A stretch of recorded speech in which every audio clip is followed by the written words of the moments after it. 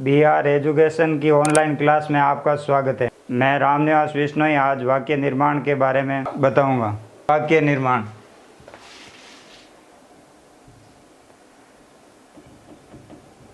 वाक्य निर्माण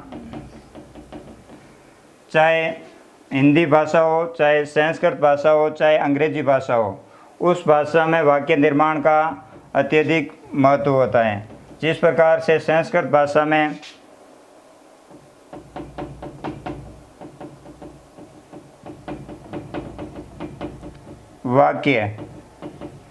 वाक्य होता है वो वर्णों के मेल से शब्द बनता है और शब्दों के मेल से मिलकर वाक्य का निर्माण होता है।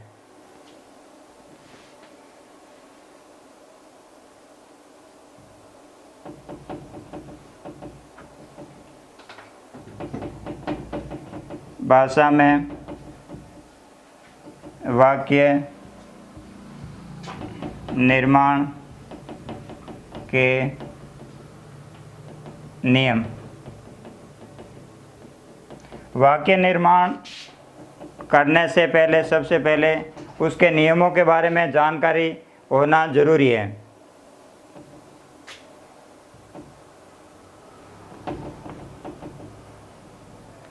वाक्य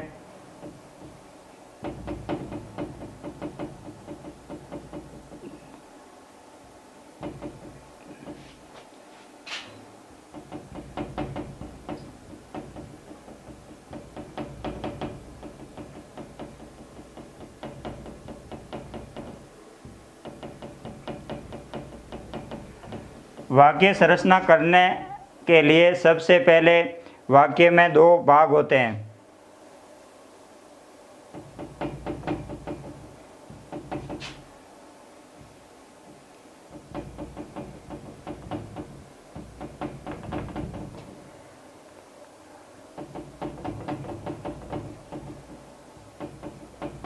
कर्ता, एक वाक्य में होता है कर्ता और एक होता है क्रिया।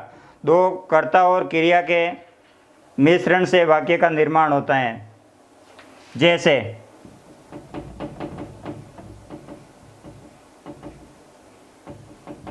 राम पढ़ता है, तो इस सेंटेंस में, इस वाक्य में राम है वो कर्ता है और पढ़ता है वो क्रिया है।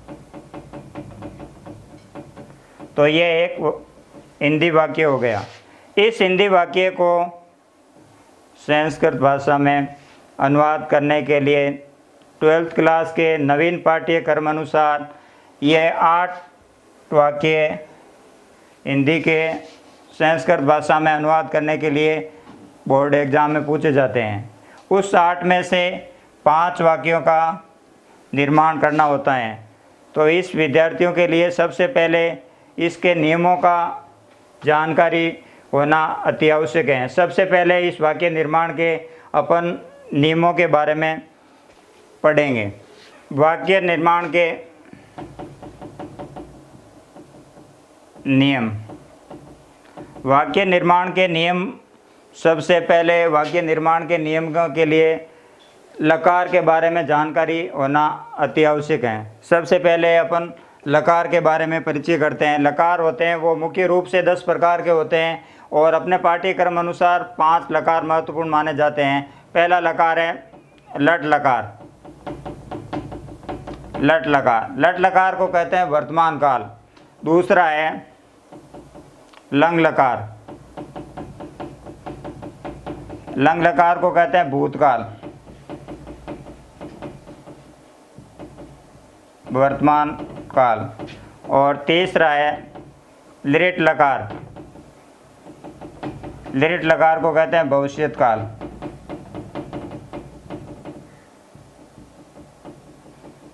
और चौथा है लोट लकार।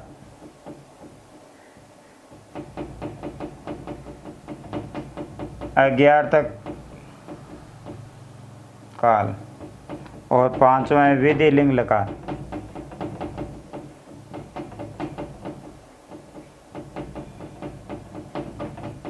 लकार चाहिए के अर्थ में होता है। ये अपन 5 प्रकार के वाक्य निर्माण में लकार के बारे में देखा। पहला है लट लकार, वर्तमान काल को कहते हैं, अंग्रेजी में इसे प्रेजेंट टेंस कहते हैं। लंग लकार भूतकाल को कहते हैं, पास्ट टेंस। लिट लकार भविष्य काल को कहते हैं, फ्यूचर टेंस अंग्रेजी में इसको बोलते हैं। वाक्य निर्माण में ये 5 प्रकार के लकार होते हैं। इस लकार में सबसे पहले अपन लेते हैं लिट लकार, लट लकार, वर्तमान काल।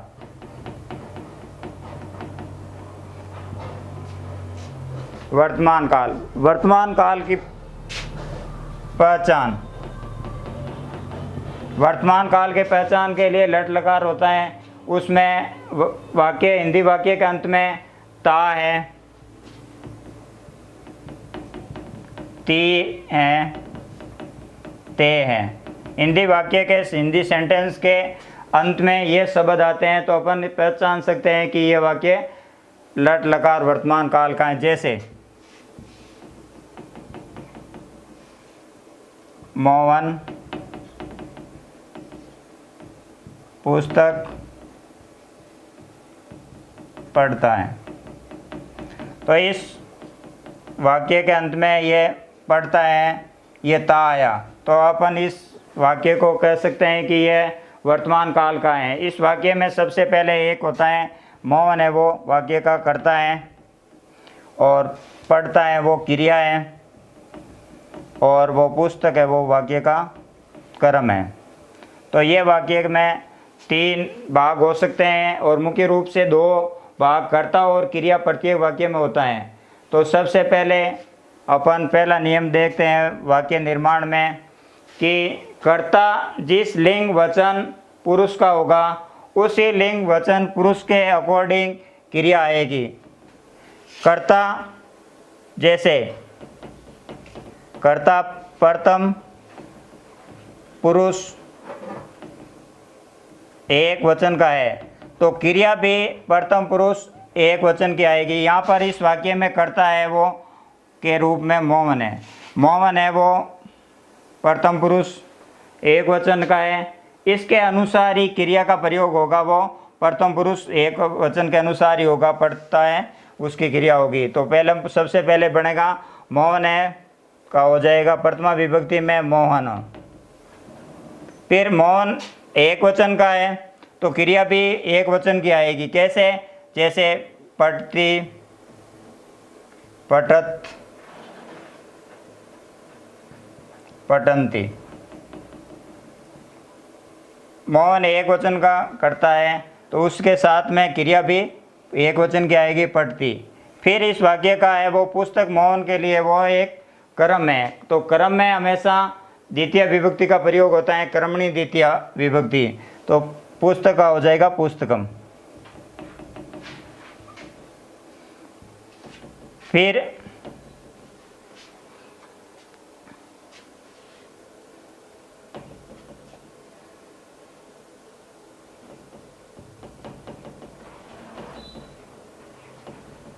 संस्कृत भाषा में 3 वचन होते हैं, एक वचन, द्विवचन, बहुवचन, और 3 भी पुरुष होते हैं, प्रथम पुरुष, मध्यम पुरुष और उत्तम पुरुष।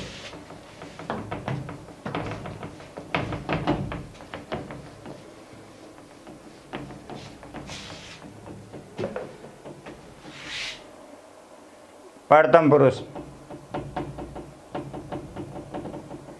मध्यम पुरुष, उत्तम पुरुष। प्रथम पुरुष, प्रथम पुरुष में कौन कौन से आते हैं? द्विवचन, बहुवचन। प्रथम पुरुष में आता है स,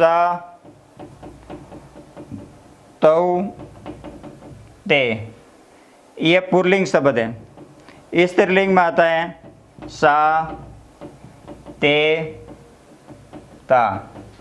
नपुंसकलिंग में आता है तत, ते, तानि। प्रथम पुरुष में ये सर्वनाम शब्द माने जाते हैं स, तौ, ते, सा, ते, ता, तत, ते, तानि। ये तीनों होते हैं वो प्रथम पुरुष में माने जाते हैं, और एक किसी व्यक्ति का नाम। ये होते हैं सर्वनाम शब्द, पुल्लिंग, स्त्रीलिंग और नपुंसकलिंग। फिर दूसरा आता है पुरुष होता है, वो मध्यम पुरुष होता है। मध्यम पुरुष में युष्मत शब्द होते हैं त्वम, युवाम, यूयम। फिर आता है तीसरा पुरुष होता है, वो उत्तम पुरुष होता है, उसमें होता है अहम, आवाम,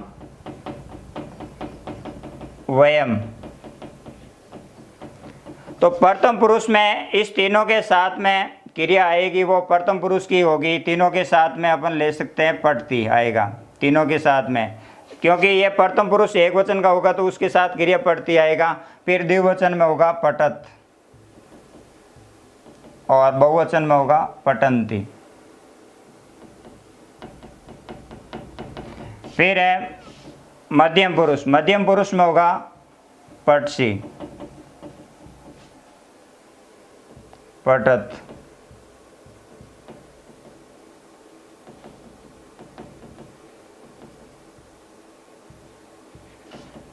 इसके साथ में होगा पटामी,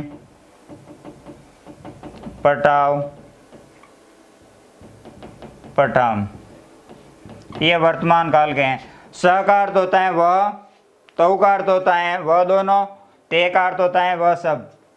इसी तरह स्त्रीलिंग में स का अर्थ होता है वह, ते का अर्थ होता है वह दोनों, ता का अर्थ होता है वे सब, तत् का अर्थ होता है वह, वे दोनों, वे सब।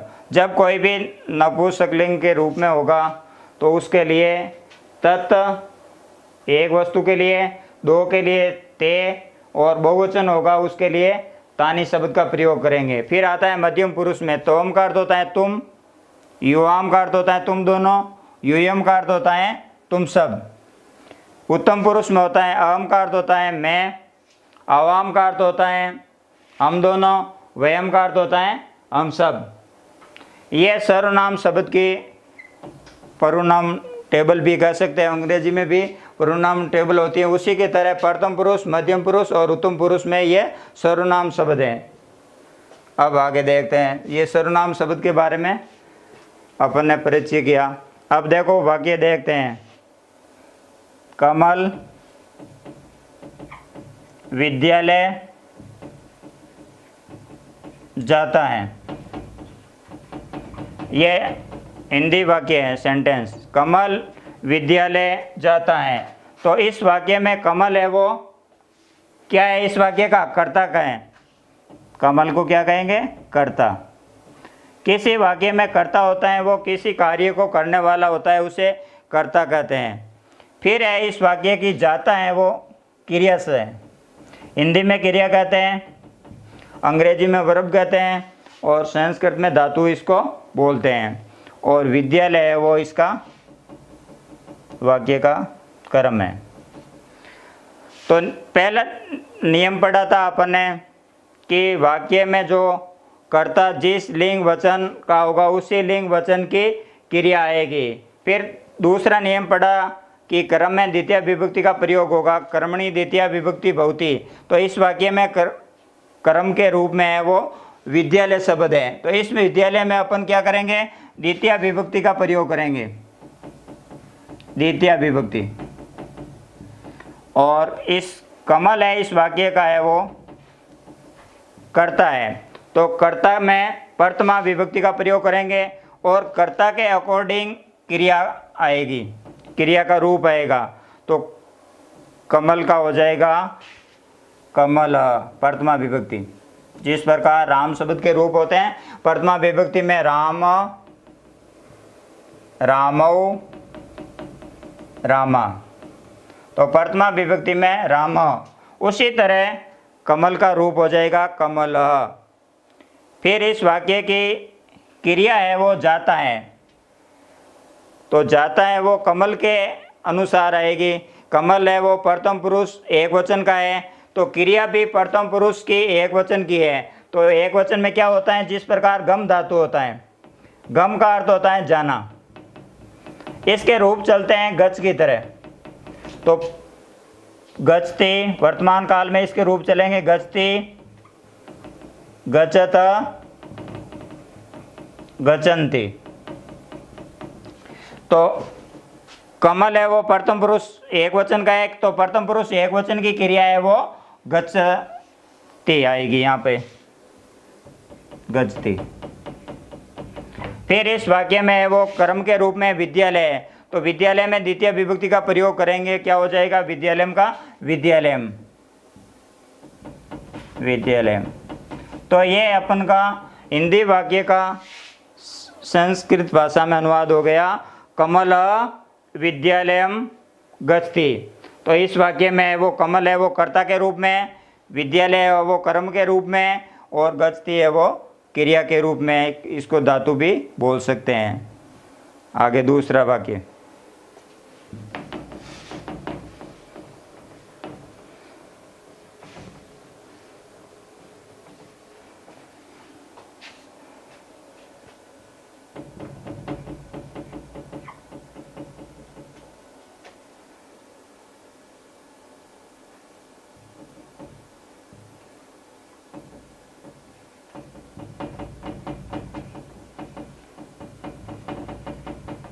बालक कलम से लिखता है, बालक कलम से लिखता है, यह सेंटेंस है, हिंदी वाक्य है।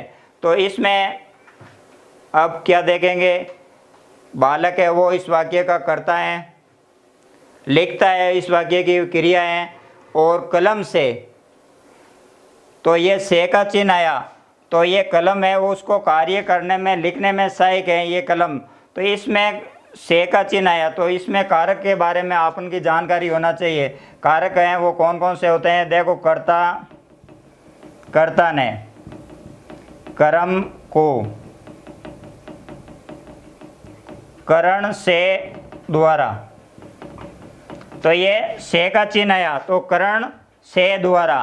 तो करण कारक में हमेशा कौन सी विभक्ति का प्रयोग होता है, कर्ता में प्रथमा विभक्ति, कर्म में द्वितीय विभक्ति, और करण कारक में तृतीय विभक्ति का प्रयोग होता है, करण कारक में तृतीय विभक्ति का प्रयोग होता है। तो यह वाक्य हुआ किसी कार्य को करने में सिद्ध होता है, सहायक होता है, वो वहाँ पे करण कारक का प्रयोग होता है, करण कारक में तृतीय विभक्ति का प्रयोग होता है।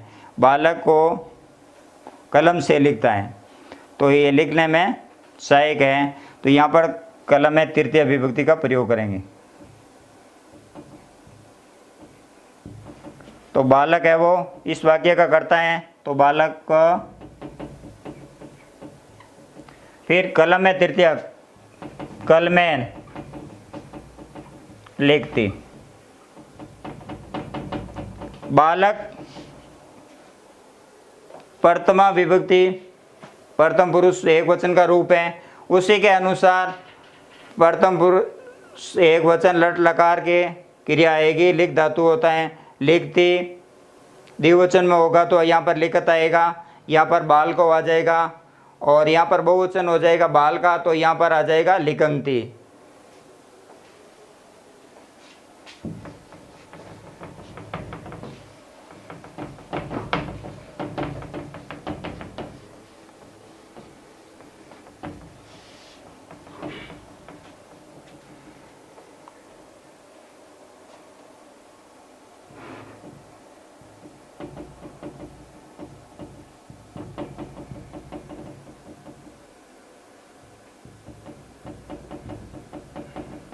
हिंदी वाक्य, बालक घोड़े से गिरता है, तो बालक है इस वाक्य का है वो करता है,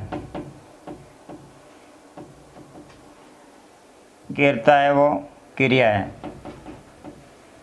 और घोड़े से, तो 3 तक अपन ने पढ़ा था। कर्ता ने कर्म को करण से संप्रदान,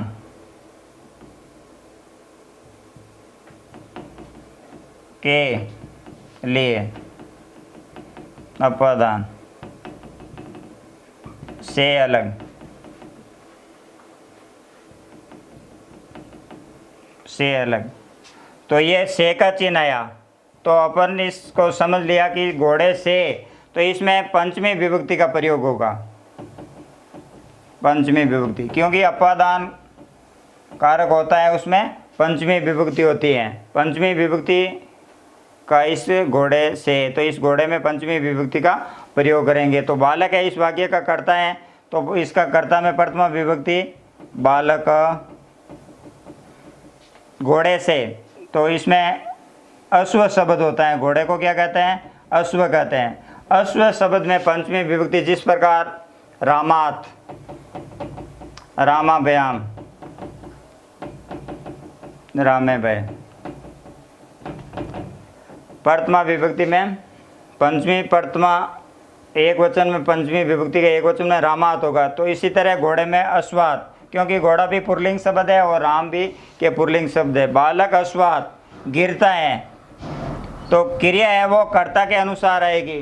कर्ता इस वाक्य में है बालक शब्द, तो बालक के अनुसार क्रिया भी आएगी, तो गिरता है। गिरना को पद धातु कहते हैं, संस्कृत में पद धातु कहते हैं। तो बालक एक है, अकेला एक वचन है, तो क्रिया आएगी पतति। यह वाक्य बन गया संस्कृत भाषा में कि बालक अश्वात पतति। इस वाक्य में बालक शब्द है वो कर्ता के रूप में है, घोड़ा है वो अलग होने के लिए अपादान कारक के रूप में है, और वो क्रिया है वो पद धातु है पतति।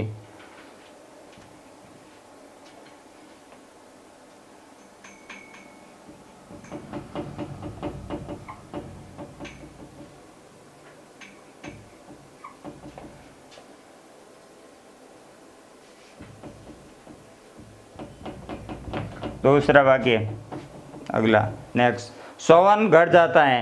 इस वाक्य में सोवन शब्द है वो कर्ता है, घर है वो कर्म है, और जाता है वो क्रिया है। तो कर्ता शब्द में प्रथमा विभक्ति में सोवन का हो जाएगा सोवन।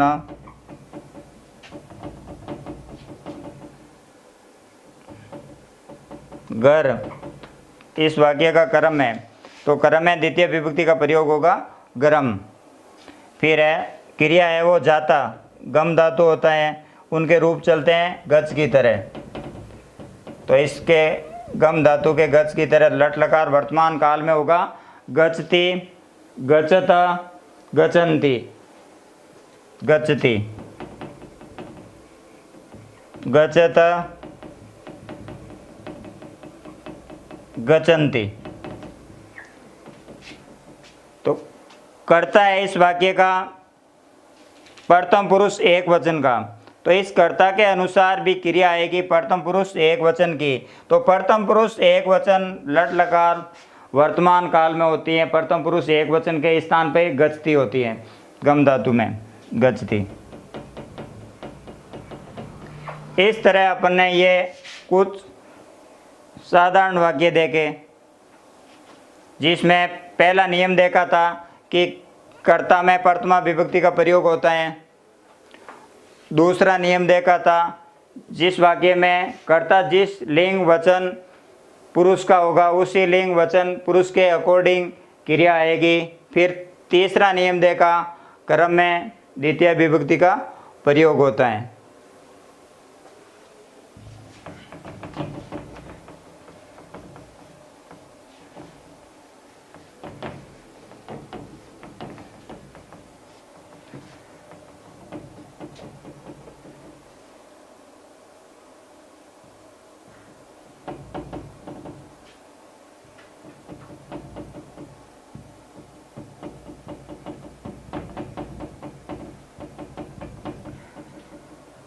रमेश गेंद से खेलता है। रमेश, तो इस सेंटेंस का हिंदी वाक्य है मैं रमेश है वो इस वाक्य का कर्ता है। गेंद से, इस गेंद से का चिन्ह आया, कर्ता ने कर्म को करण से, तो यहाँ पे करण से तृतीय विभक्ति होती है, करण से तृतीय विभक्ति। फिर है वो खेलता है वो क्रिया है। तो रमेश है वो इस वाक्य का कर्ता है, तो कर्ता में प्रथमा विभक्ति का प्रयोग होगा रमेश सह। फिर है खेलता है, तो खेलता है वो क्रिया किसके अनुसार आएगी? इस कर्ता के अनुसार आएगी। कर्ता प्रथम पुरुष एक वचन का है, क्रिया भी प्रथम पुरुष एक वचन की होगी, जिस प्रकार होता है क्रीडति, क्रीडत, क्रीडन्ति। रमेश प्रथम पुरुष एक वचन का है, क्रिया प्रथम पुरुष की एक वचन की क्या है आएगी, क्रीडति। अब बचा गेंद से। गेंद को संस्कृत भाषा में कहते हैं कंदुक है, कंदुक। फिर इसमें तृतीय विभक्ति का प्रयोग किया, तो तृतीय विभक्ति में जैसे रामायण होता है, जैसे इसमें हो जाएगा कंदुकैन, तृतीय विभक्ति लगा देंगे क्योंकि ये से का चिन्ह है, तो कंदुकैन। इस तरह अपन संस्कृत भाषा में वाक्य निर्माण के बारे में कुछ नियमों का परिचय किया, उस नियमों को सीखे। नियम के बगैर वाक्य का निर्माण करना वो अशुद्धि माना जाता है। अपन बिना नियम से यहाँ पे कीड़ती नहीं ले करके यहाँ पर लिख दिया किडामी, तो ये अपन का सेंटेंस है वो अशुद्ध हो गया, क्योंकि ये किडामी है वो उत्तम पुरुष की क्रिया है और यहाँ पर कर्ता किसका है, प्रथम पुरुष एक वचन का है, तो क्रिया कर्ता के अनुसार क्रिया नहीं आई थी, तो ये वाक्य अपन का अशुद्ध हो गया। तो इसलिए वाक्य को शुद्धिकरण के लिए कर्ता के अनुसार क्रिया का होना जरूरी है। और जो बीच में जो वाक्य में कर्म आता है या किसी कार्य को करने में कर्ता के लिए सहायक के रूप में होता है, उसमें कारक चिन्ह का प्रयोग होता है। कारक चिन्ह के प्रयोग के अनुसार उसमें विभक्ति का प्रयोग करना जरूरी होता है। तो ये अपन ने छोटे वाक्य संस्कृत भाषा में हिंदी भाषा से संस्कृत भाषा में अनुवाद करना आज सीखा। धन्यवाद।